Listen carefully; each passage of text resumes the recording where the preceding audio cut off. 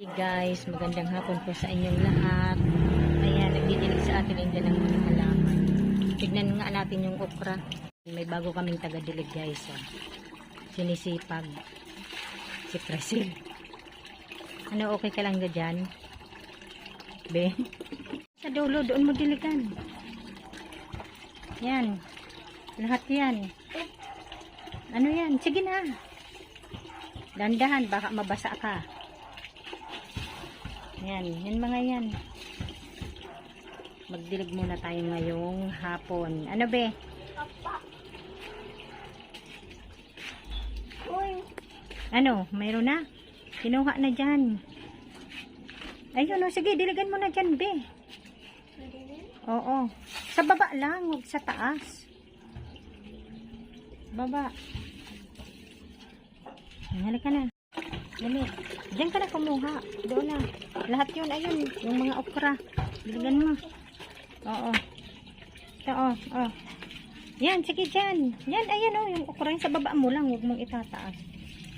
Ayan na naman o. May bunga na naman. Ano be? Pala yung pinakauna tong bunga guys. So, hindi namin kukunin. Ayan o. Sunod-sunod na naman siya. Yan, dalian mo. Ikaw muna ngayon magdidilig ha?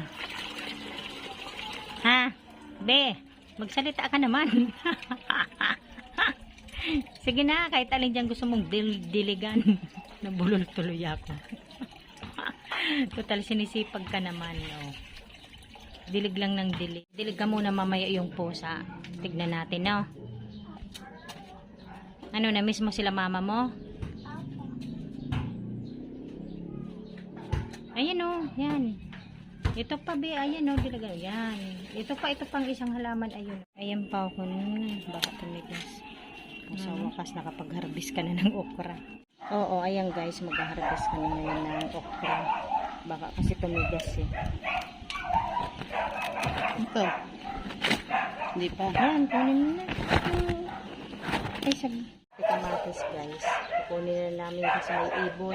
Baka unahin pa kami. Tibos. Oo, ang laki. Ayan pa, dalawa muna kukunin natin na kamatis na. Katingin natin, hindi. Ayan, ang laki ng kamatis guys. Ayan o, may bunga na naman pala. No? Oh, dalawa.